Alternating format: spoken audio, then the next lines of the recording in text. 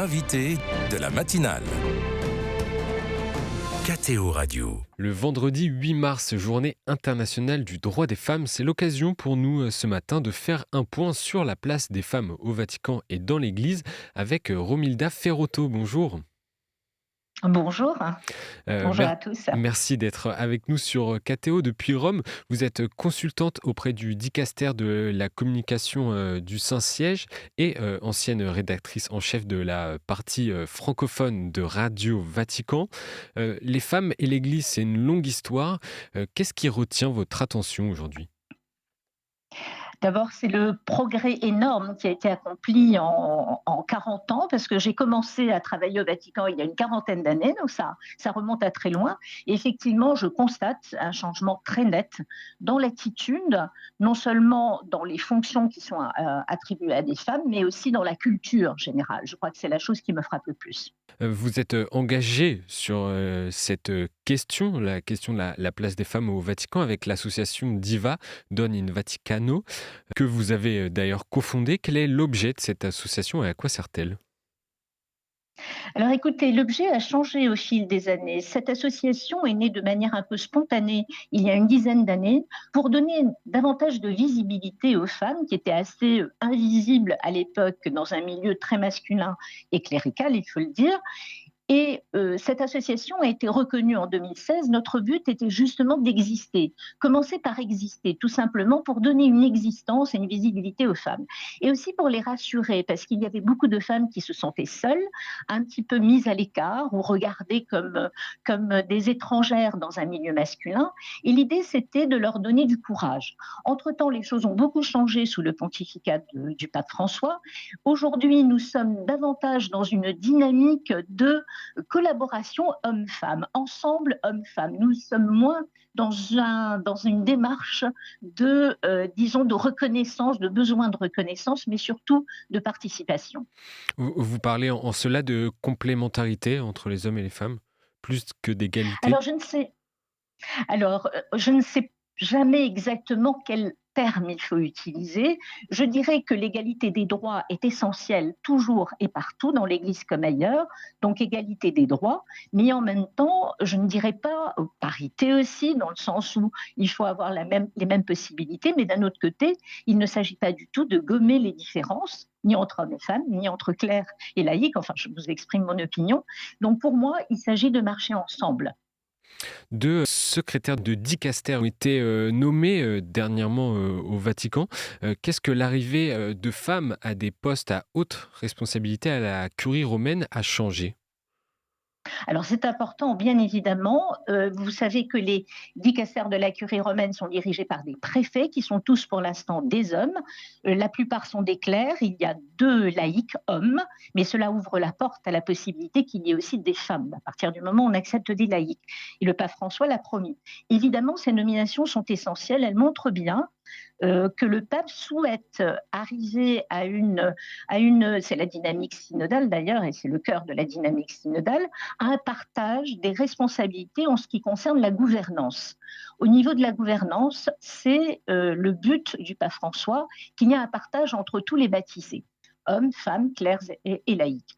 Donc, c'est un signal très important, même si pour beaucoup de femmes, c'est encore largement insuffisant, parce qu'aujourd'hui, au poste de direction du Saint-Siège et de la curie romaine et du governatorato aussi, donc de la Cité du Vatican, les femmes ne représentent que 5% des postes de responsabilité. Donc c'est encore peu, mais c'est déjà un pas en avant significatif.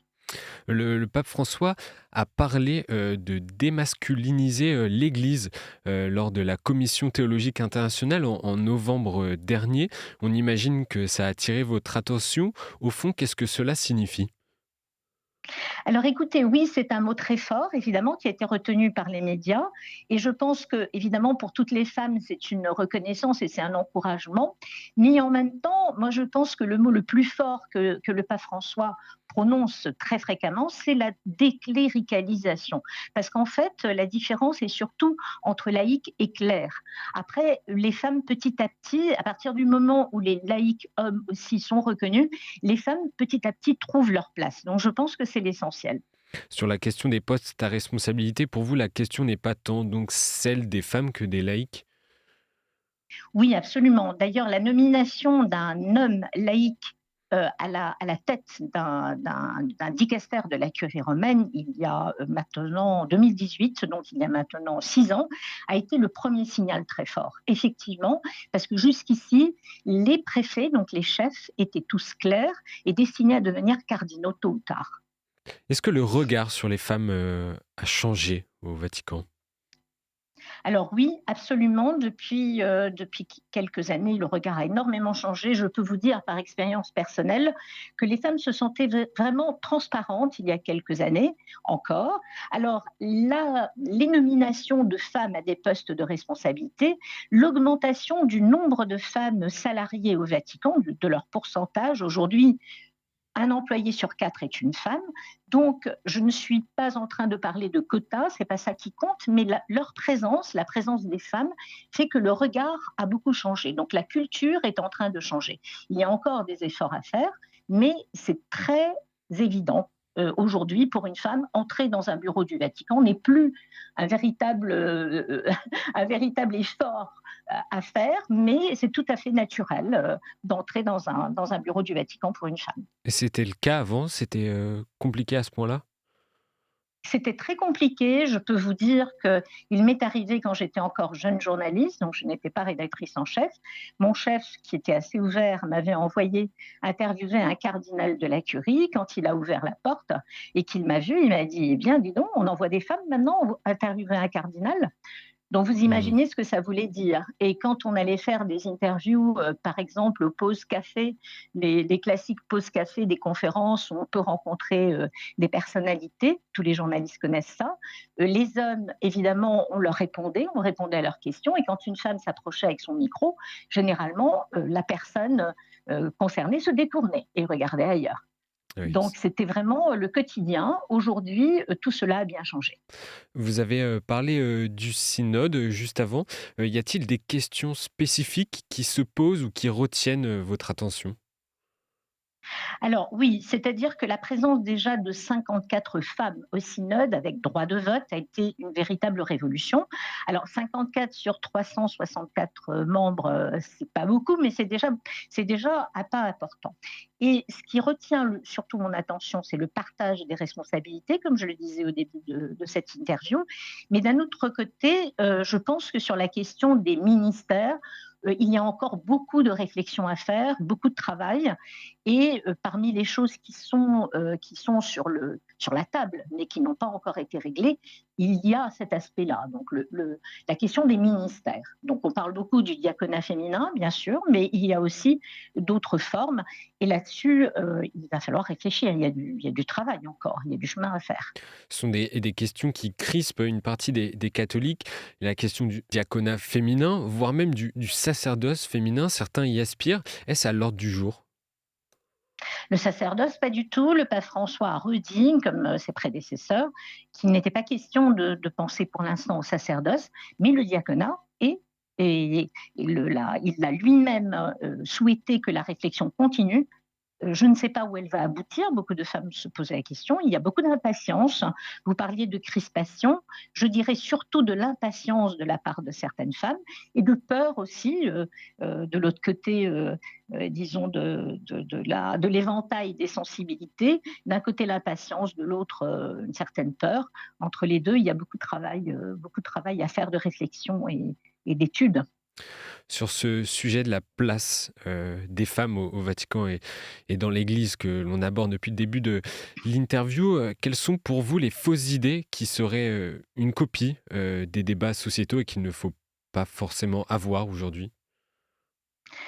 Alors, je pense que le côté le plus, disons, ce qui me frappe le plus quand je lis les commentaires, même de la presse, hein, dont même des journalistes qui sont bien informés, c'est que on a l'impression que la réflexion de l'Église est en train de se concentrer sur certains dossiers spécifiques. Il y a eu plusieurs sujets qui ont été à l'ordre du jour, on les connaît bien. Je pense que l'effort actuel est surtout de décléricaliser l'Église et d'arriver à un modèle de gouvernance différents, de revenir quelque part en arrière au premier temps de l'Église, pas tant d'ouvrir l'Église à la société actuelle, même si bien sûr l'Église vit dans la société, elle ne peut pas Mmh. l'ignorer, donc elle doit être avec la société dans laquelle elle vit. Mais d'un autre côté, l'idée est de réussir à trouver un modèle qui soit adapté au temps actuel, mais en même temps fidèle aux origines. Et là est le cœur de la question. Il n'est pas dans certains dossiers qu'on met en avant, qui sont importants certes, qui ne sont pas du tout à négliger, mais qui ne sont pas au centre de la réflexion. Donc la question féminine en elle-même, c'est le fait de faire en sorte que les femmes qui sont déjà dans l'Église, qui sont très nombreuses et très actives, puissent avoir un rôle reconnu. Oui. Mais après, si c'est le diaconat, si c'est autre chose, on verra. Mais on n'en est pas encore là. Merci Romilda Ferrotto d'avoir été avec nous ce matin sur KTO Radio. Je rappelle aux auditeurs que vous êtes consultante auprès du dicaster de la communication du Saint-Siège et ancienne rédactrice en chef de la partie francophone de Radio Vatican.